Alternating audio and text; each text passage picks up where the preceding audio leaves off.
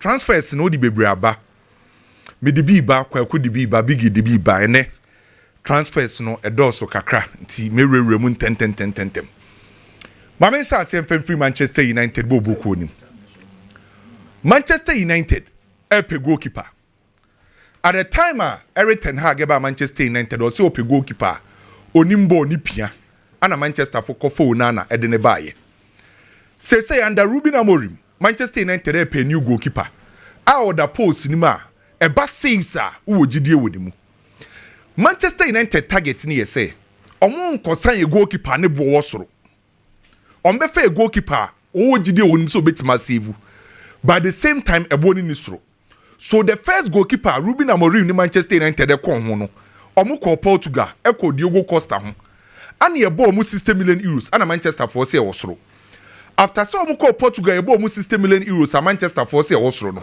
eno na ma Manchester United eba Aston Villa for ne ho ana omo se omo pe Emiliano Martinez ana eno so ye bo mu 40 million pounds Manchester for say wosoro se Manchester United hwehwem ken Manchester added 2 new goalkeepers e wo mo list ne so enra ye beka Donnarumma de no uyi Donnarumma free ho a 2 goalkeepers say wo Manchester United list no so we di kan aye baako aye Stefan Ortega a oye Manchester City goalkeeper na ni nyina ne ye say Manchester United for no omo directors no and the contactee Stefan Ortega ne representatives on sa Manchester City enya new goalkeeper ana Stefan Ortega ne contract ebe wunyame ya adoma June 30th 2026 so Manchester United nim say Stefan Ortega no ne contract na ebe wu 2026 no se omo ko Manchester City ho akọ negotiate ya omo nkotua bo kese eno ana Manchester United de contact Stefan Ortega representatives no omo de omo ye willing to negotiate with any club ebetima offer brand any good deal na the representatives na ka Manchester United for say omo ne boy ne be kasa se Stefan Ortega jitum se obejo Manchester United Manchester United for M4 bid nimbra ken we Stefan Ortega free ho another goalkeeper Manchester United they consider no Nick Pope of Newcastle Nick Pope edin wo Manchester United for list no so enti enye Stefan Ortega nko Nick Pope edin wo so Nick Pope so contract ebe 2026 Manchester for hu ne say so mo kofa Nick Pope edine ba eno so Newcastle for entimi mbobo kese enti say uyi Emiliano Martinez uyi Donnarumma Stefan Ortega and Nick Pope our Manchester United for list no so we 2 additions Manchester for heso metimenya Nick Pope Stefan Ortega Manchester United na no Saturday ana me the story ba efa Ghana ni abrantie jiku ho na onse Jose Mourinho enya ni defender Milan Skriniar na players a Jose pese Fenerbahce for tom no jiku ka ho bi na jiku deal no Villarreal Leo AS Roma omu nyina pe jiku Villarreal AS Roma ana Leo omu nyina pe jiku na omu ne Fenerbahce for negotiate no Fenerbahce for say omu pe 6 to 7 million euros yes teams ni nyina say 6 to 7 million euros for jiku de wosoro ombetua 2 to 3 million euros for jiku unso contract enche bi ebewu enti Roma for coin omu say 2 to 3 million Villarreal for coin 3 to 2 million ana Leo for say ombetua 2 to 3 million for jiku enti say ni nyina gina Fenerbahce for somebody 2 to 3 million na Ghana ni abrantie no move and say o move ken I was certain bia no open transfers our trusted transfer headquarters enra na me no di nkomo about eberechi eze say Arsenal for catcher ne say omope no na emu scanner Crystal Palace for open no say oma nkote bo ne so a omo ntimi enkoto ento eno na ma CAA Base Limited for no ekosi a Crystal Palace for no enra enti enra story ne be story no enra na no CAA Base Limited for no ekosi a Crystal Palace for no ana omo de koto Crystal Palace for no nim say Arsenal for pe boy ne pa boy ne so pe so join Arsenal na emum the Crystal Palace ayede ama ono ebereche eze no on force the way out on pe so be free okwa na ya asomdwem na emum omo sere omo ebo no omo nteso enfama Arsenal bobokon because I was set the release clause no 67.5 million pounds at the time I know say renew no na at the current a omo pesa ska ni nyina no rightly as you said the only two dwan QPR for no 15% and no na latest no Crystal Palace for catch CAA Base Limited for say omo to us na for nkra say sa 67.5 million pounds no enye so omo gini nyina o na ombema Arsenal for mre tuatua ne kakra na mre no mde bema Arsenal no de edi kan the first installment no e was say yes kakese omo pay 35 million pounds the first installment for Bereche Eze na the next installment no e 32.5 million pounds no Arsenal timia use be 3 years e de atua enti say Arsenal beti ase a enye 67.5 no mpani nyina by first installment the Arsenal be 35 million pounds na be 2-3 years no omo de atua 32.5 million pounds enti they say the CAA for ne koka kire Arsenal for no say ana Crystal Palace for no eka Ken Manchester City and omo transfers na be wie yo na Manchester City pay right back enti omo ko Newcastle so omo Pellegrini obeka ya mbeye story ni mpokra say Newcastle for say ombeji 80 million pounds for Livramento eno na Manchester City for say na right back Livramento de hwan nim no 80 de omu ntua yes say Manchester City for say omu ogidie wo Matheus Nunes mu enti anhwe ya omu nsan obi abe embebiem players na Manchester City for assign no eno ano ma sign e most likely say ebeye den sa Manchester City ebe sa sign another player Anthony asa reject Sao Paulo na no na Botafogo for baye Anthony si onko Manchester United enra Sao Paulo for so e the offer e the aba Anthony say omo pe Anthony Manchester United ebusa Anthony say Botafogo na wompa Sao Paulo de agidi mpa wo Brazil omo so the offer aba Anthony say onye ready so be ko Brazil emre ni nyandru so so return ko Brazil nti Sao Paulo deal no so no Anthony a reject enra na ye di Manchester City akra James McCarthy hu nkomo say Manchester City say wa oba be fa bia no omo peska na omo gi free Chelsea wo ko pa ma no eno abia no omo pay for James McCarthy na de be ba no kire say Manchester City aka kire boy ni say omo de omo nsi ne kwan say obekọ na emum omo ton na omo de buyback clause e be she James McCarthy ne contract mu omo nkoye ni ti say ko pa ma de ni bi omo ogidie wa akra James McCarthy mu enti contract ni team yo ba be fa James McCarthy no omo de buyback clause e be shem na Manchester City ken omo beton 5 players and Manchester City person omo ton free bobo ko nim Jack Grealish James McCarthy Stefan Ortega Echeverry and Gundogan sa 5 players we Manchester City person ojo omo kwan na ken ma me no ndi nkomo kakra Barca we ye Barca nkomo leader Brock Sports omo headquarters and I say omo main office ewo Valencia ewo Spain a big agency ewo Spain ye from leader Brock Sports agency na omo office na omo nya call from Saudi na Saudi no omo nya call no ana leader Brock Sports agency for ne peke call no mudi nkomo na nkomodi di anima no ana Saudi for ne tu omo nim say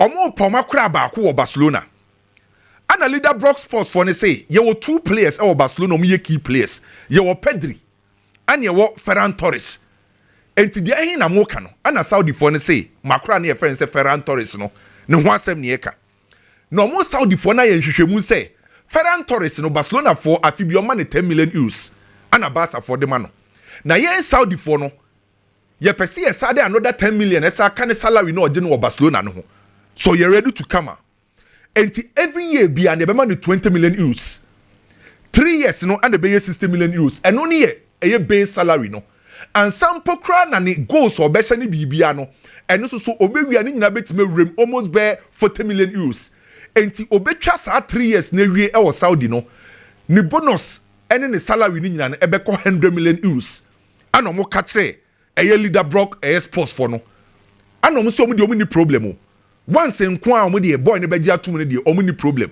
na emum akra ne wo contract with Barcelona ebewu 2027 enti Barcelona for no mo ye omu dey ana Saudi for na ka kire Ferran Torres agent ne say Barcelona for no ebo bi omba kabia no omo ye ready to pay enti te say de eye leader Brock Sports for no ebe ko Barcelona so eye say Saudi for na ba say omo pa brand friend say Ferran Torres enti mu nemu mo bo ebo na mbetwa no ye be communicate di ama Saudi for no Jose Mourinho say new season no ontwema gala for no enti na akire ho no opese o ma eho no eye iron clad defense a inframa current mimfem enti oko hila Okofa Joao Cancelo.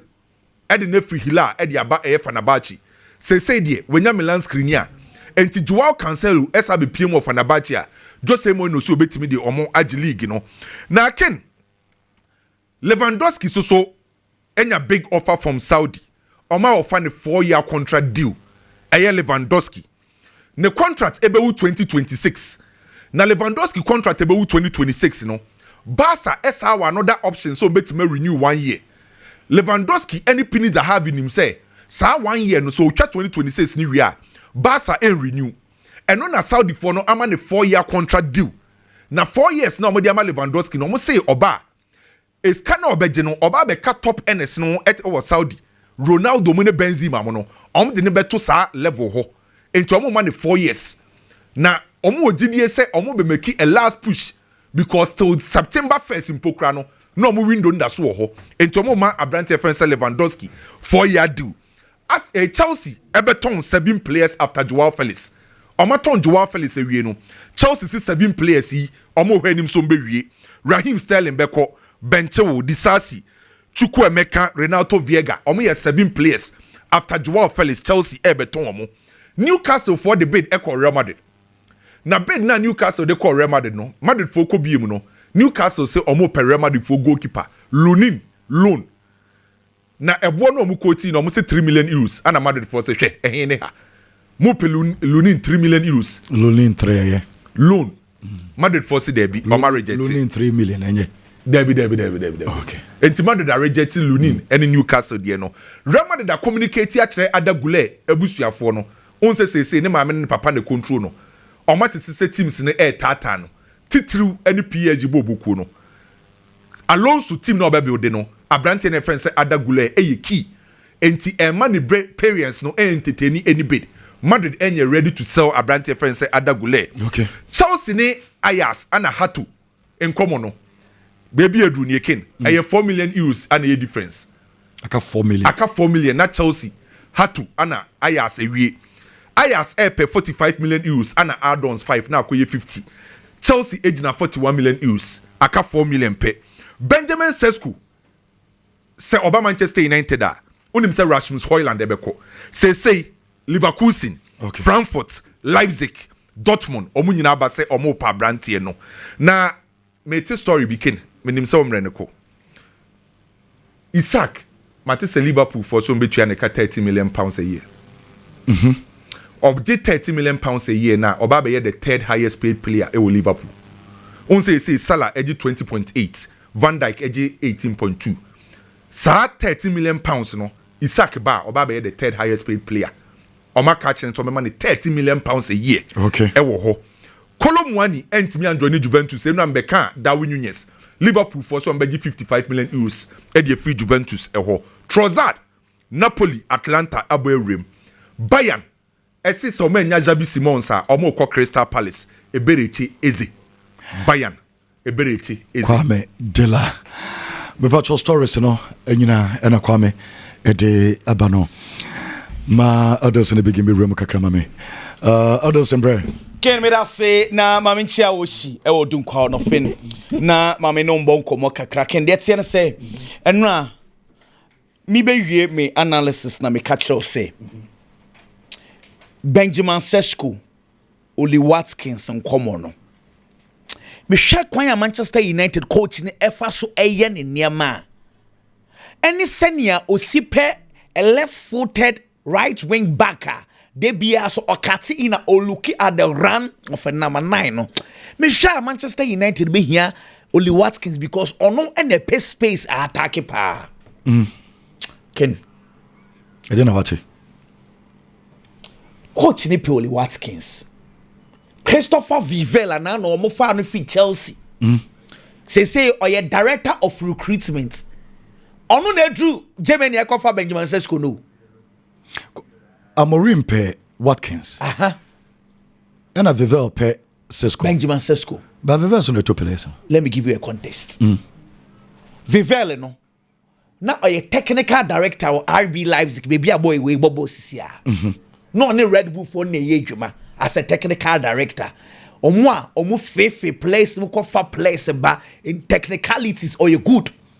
And Chelsea kofa ni free Crystal Leipzig eba Chelsea so omeye se adwuma ni bi wo Chelsea wakaya Christopher Vivel ayo no and last year and the last 2 years amokaya ye link Benjamin Sesko to Chelsea pa na Vivela into Vivel die ne striker pa o feel die Benjamin Sesko no size into ono na so pushy for this deal hwe nipa dodo ne ni Benjamin Sesko ma mentwafo ni fanchiro mo hwe Edin Dzeko former Manchester City Roma striker Inter Milan striker wo hwe Edin Dzeko ase no si ball no a similarities kakra enye entirely ba kakra wom say hold that play the left can the right can the tika Benjamin Sesko pe inti Christopher Vivel mo drew ho o ma convince boy ne willing to play for Manchester United.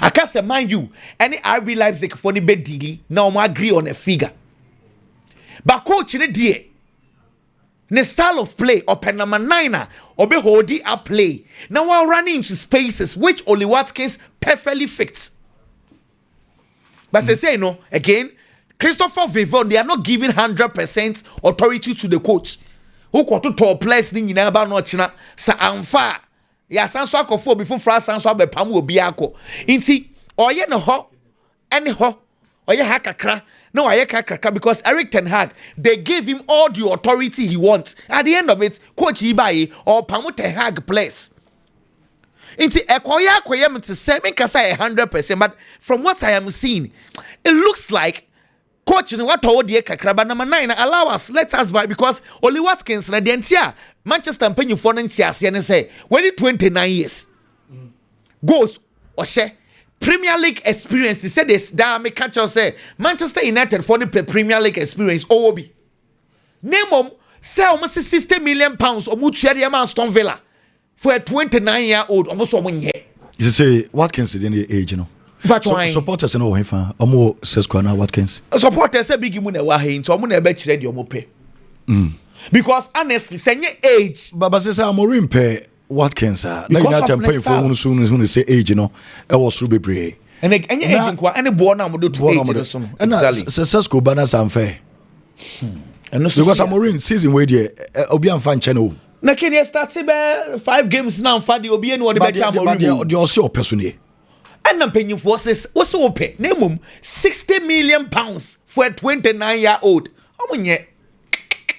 because Ken 60 million pounds I call euros my saying around best 70 million euros and as I can no no dey do Germany omo ko patch say RB Leipzig for the Belgium sikano inti Sesko 22 inti they are looking on say do management are found their management they will look at 8 coach there or per instant result this is where at the moment this is where we are say ebe twan but Manchester United boy ni die oso obebo Sesko so obebo or twan omo yes so ye wa ha e be bia e be kan wansam 2 e be reche eze ken hwe Crystal Palace for no sebi 67.5 million pounds enye sika bia o Arsenal okutua 67.5 for be reche iza enye ni sika o enye sika nemom yeah, financial fair play na abeto clubs no so no.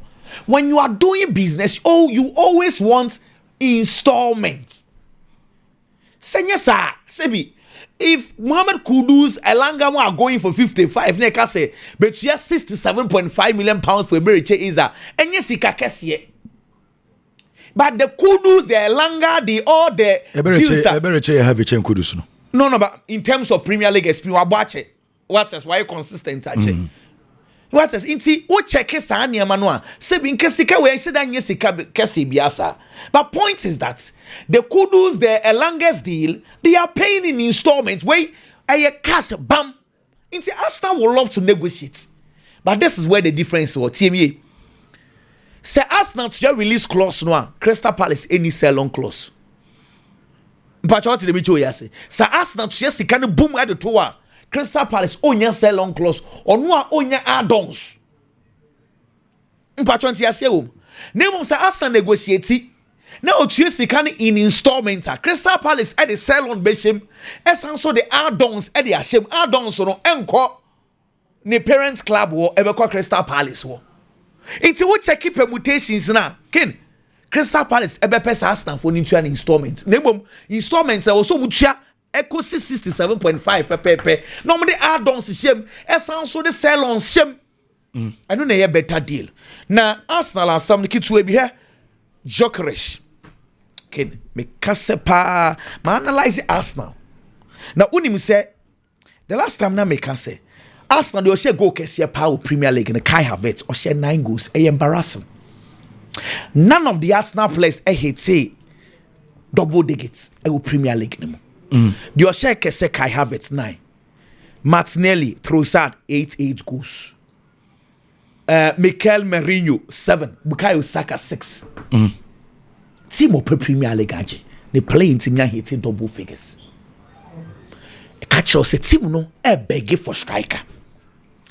And no for Jokeresh at the Abakura and the nine pomu kama.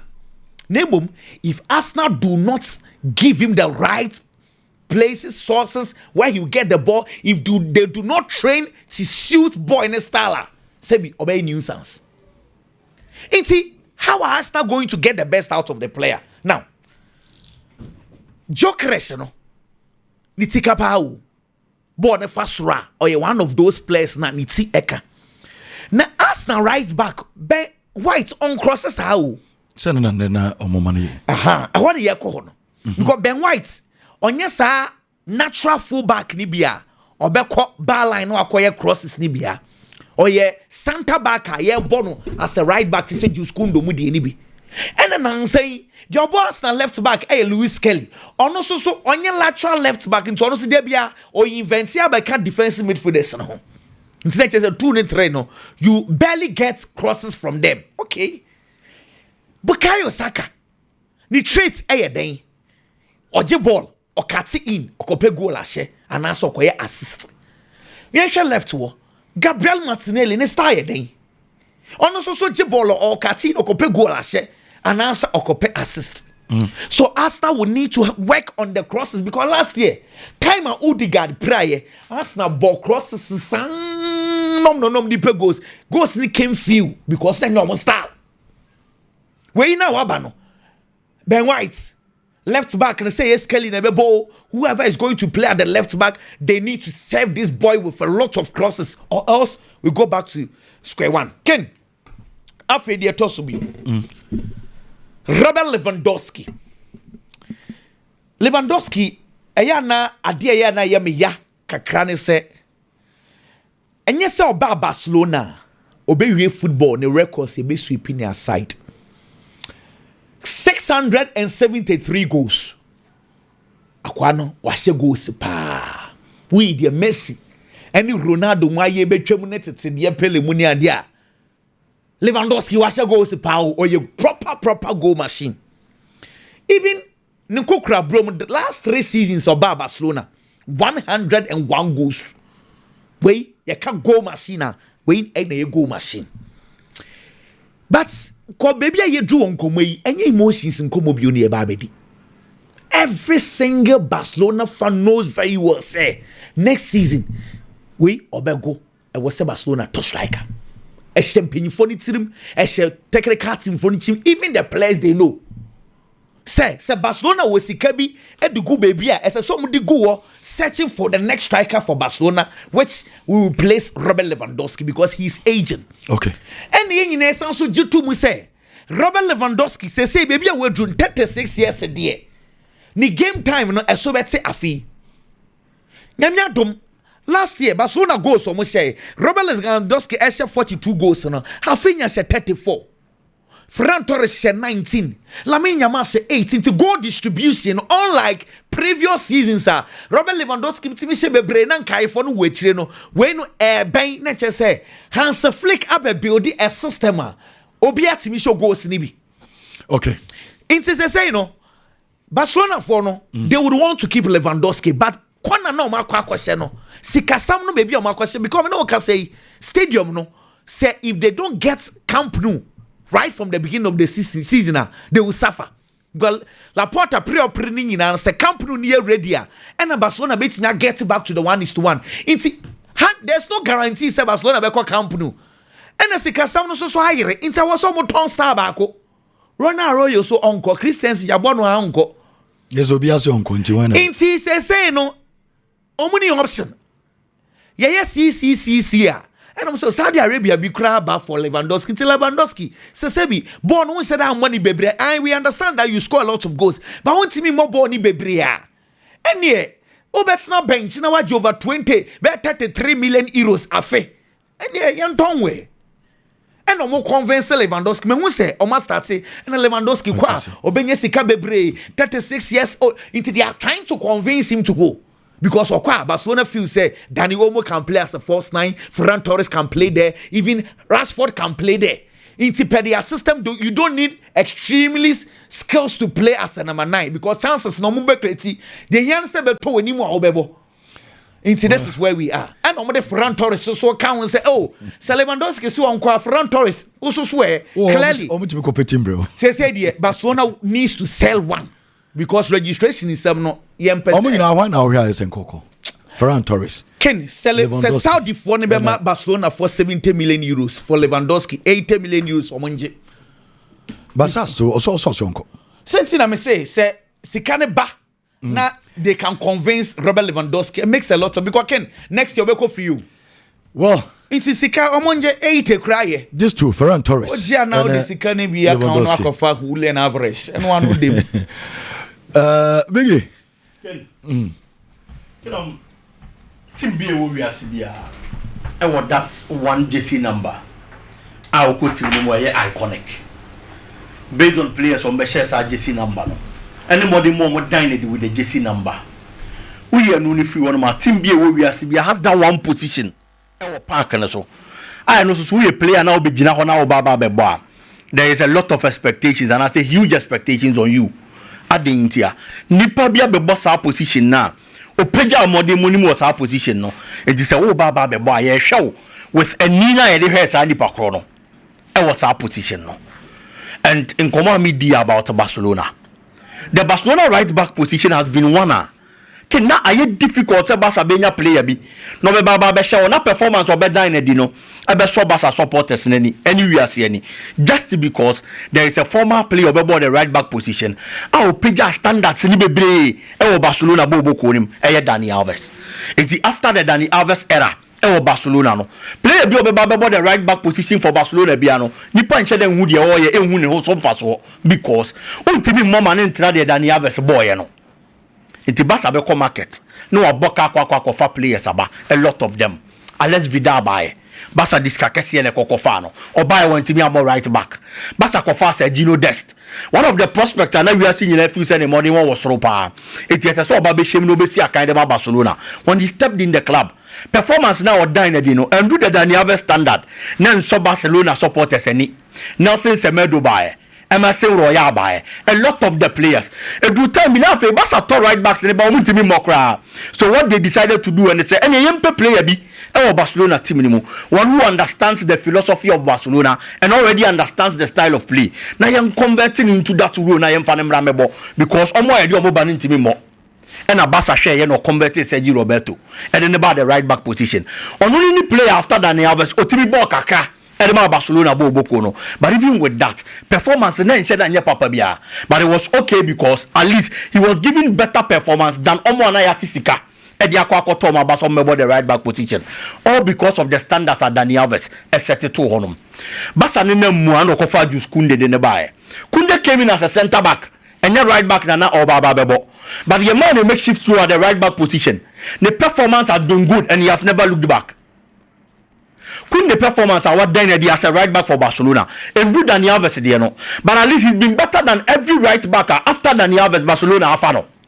He combines attacking duties, any defensive solidity over the right back position. Just because he's a centre back that are converting. It's the best news I remember for Barcelona Bobo Kono. And I said you school the extending the contract because that position and I got natural right backs. And you are Barcelona. No Muntimi Mono. He's a player about the boss position about ye. And in Pennyforce and for the chain in Twaso. If you are giving that extension, except for Tabranteno. Ken Oka Liverpool as an Oka player if any Gomu Hadin. Say also person that you be Ballon d'Or. Say na ni so adi hunu ne so. But yen kan kira kwala no. say ye jatanum na wodi agro no de si na ni so ne so pa Ballon d'Or ne chance 1956 68 years ni kin 68 years na Ballon d'Or ne chance no players omo ye English o ma je Ballon d'Or omo ye 6 pe only 6 players and ye English players omo je Ballon d'Or it's in clearly so ya kwada no wasi so na ye English player the trend say den e the mouth obetimi age Ballon d'Or ni bi in the English Premier League era since 1992 players omo timi age Ballon d'Or abo mo the English Premier League miensa pe Michael Owen, Cristiano Ronaldo, and Anantia Rodri and Soba Beje. And for a young player like Ngomoha, now what that kind of vision and you have to work above your weight. Or call the extra mile because a very difficult task. And I will amount. Mehuna ball, he's a quality player, no doubt about it. Last season in the FA Cup matches and the EFL Cup games, now coach didn't introduce, Obianka Shekrampo Liverpool game on my boy against Plymouth. And Liverpool did free more FA Cup. He was a standout player. Or Chedo Betimiaye, and Park and so. But and it needs a lot of determination. Any focus to be able to get there. Now more player a friend is a Florian Vetsabaso. At least the Liverpool supporters are expecting to start to say, oh, Yokohama Mijitum say team be a broso. And a preseason men fan judge, But getting goals and then winning man of the match in matches like this, help your confidence. I would be ready proper season, and I feel said to also say there. Said the Liverpool supporters, picking as the favorite for the coming season based on the price tag and the high power they bano. With this pace, our Shasia Oko. Can moving on. Chelsea Aquada, I friend McGew. He's a striker. Where Chelsea Bobo anymore? With no disrespect to the player, he's a young player, around 19 years. McGew, any exceptional. It's a no mamma chance I pick Chelsea striker bako. Na me fan mo, na McGew nkwa. Maybe Nicolas Jackson come ahead of McGew because at least Jackson have that experience at the top level. And I say akwa other players e dia ba be beefy up that position João Pedro and the lap and clearly e be dey say akwada no so benya biabo but adia ba kwa Chelsea aye I am mani age na e tell me say Chelsea has faith in the player because Chelsea decided say on pesa akwada no be kwa chiri o pesa on normal loan e English Premier League ni mu say dey be akwada no be bono be gain the Premier League experience aside Chelsea say akwada no corner or corner there is no buyback and as a buy option.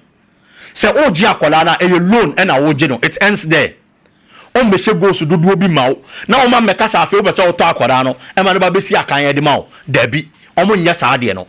Clearly a check the kind of trust on Aquadano already. There are teams pay players media free Chelsea. Yet it's Manchester United for Nicolas Jackson. Yet it's Newcastle for Nicolas Jackson. It's clearly some position there possible to move to me at Tombi. And so the Aqua. It's the Aquadane Colo no. Our gain experience at least after a year. Obet me about back no about Bishim when the need arises. No one's kind at the Ama Chelsea. And it is good for the players' progression. Any idea? Chelsea for now doing well. Remember more thumbs up for that. Now Manchester City. Matheus Nunes. Ken on your bad player. But I feel say Pep Guardiola needs a proper right back than to be keep fit in Matheus Nunes. Coach Naka, so no need the opesa akwada na tena ono opesa oye ne right back. Enti ebia na wankwan kopɛ right back bia biem. Oya numbers for the Man City last season na nya bad. At least share one goal and assisted 6 times as a right back. Oh yes, he played very well. But there are times now who say clearly on your player or yet that right back into there are problems. When there is a lot of pressure on the player. Aside, the America City being here natural right back and say there is another player in the shape of Rico Lewis. But Rico Lewis in the absence of Nunes and so interested or you play obey me solidifies our position no. And the Manchester City Bobo no. It is a who keep it fit. Oh, Matheus Nunes although now based on last season's performance I can't any problem. But in his absence. Player friend say Rico Lewis ebetimi hold the fort and akwada na ntwe me amete hai so ebetimi aye say adwuma ndi Manchester City etunya right back or you competent na say one best tempo na who keep fit in Matheus Nunes in his absence ubenya another right back and more wosoro na wa be hye sa position mu afele sa gab na de amaw not Rico Lewis because improve here. So a player Babu Jina Honomuna obetimi abodi Manchester City whenever the need arises and until that make us a Pep Guardiola being here right back. so obana one starting po na open Nunes anytime be Nunes in honom no player ni betimi ababa behim na obosa abo no so e de ama wo ken. Well, Biggie, Mami Misa, what with him, no? Mami Misa, between Watkins and Sesko, do you know Pepe Watkins? Yes, because of the Premier League experience and the numbers. Papa Watkins, or your penny? Of course, Ken. Watkins are winning. Sisi ababi Manchester United, you know. And you see, can I yenni? Nka United will scan. Ka player be United be to be a player. Just say, Oba and Oba hit the ground running instantly. Sesko is a good player, but we need that Premier League experience. I feel no better adaptation. I say unfair. But Watkins was our experience and that. And until the mami this uncle mono. Ebianka United will scan ka Isaac be. Okay. With numbers and Premier League experience, any aboka ni akwa fanaba. But say we hear Isaac modia. I feel say Watkins say because namo ka say coach I friend Ruben Amorim. Ken honeymoon ne over. The Enzo Maresca mode 1 year you know. Honeymoon ni over. It when your players are oba na oba boy improve team no. Well. Until the Premier League experience, they may make up for Watkins. Let us say, Biggie, let us say, not also everyone.